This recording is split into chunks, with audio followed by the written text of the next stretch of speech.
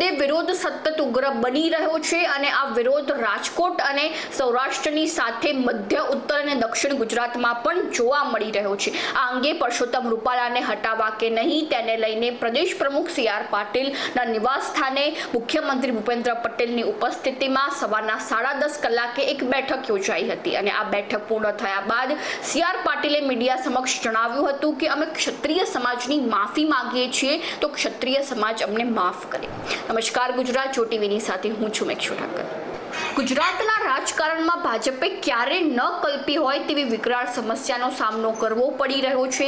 પરસોત્તમ રૂપાલાના એક નિવેદને ભાજપને રાજકીય દબાણ હેઠળ મૂકી દીધું છે। તે વચ્ચે ઠેર ઠેર ક્ષત્રિય સમાજ રેલીઓ કાઢીને પરસોત્તમ રૂપાલાની ઉમેદવારીને રદ કરવા માટે માંગણી કરી રહ્યો છે। તેને લઈને ભાજપ હાઈકમાન્ડ દ્વારા નિર્દેશ આપ્યા બાદ સવારે 10:30 કલાકે પ્રદેશ પ્રમુખ સી.આર. પાટીલના નિવાસ સ્થાને મુખ્યમંત્રી ભૂપેન્દ્ર પટેલની ઉપસ્થિતિમાં એક બેઠક યોજાઈ હતી।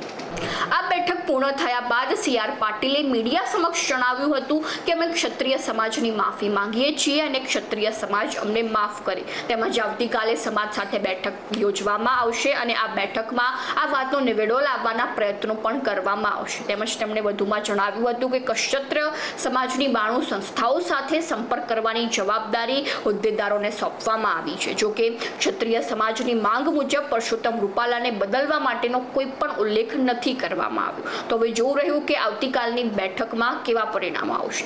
તો આવી જ નવી માહિતીને જાણવા માટે ફોલો કરો જો ટીવી મેક્ષુ ઠાકર।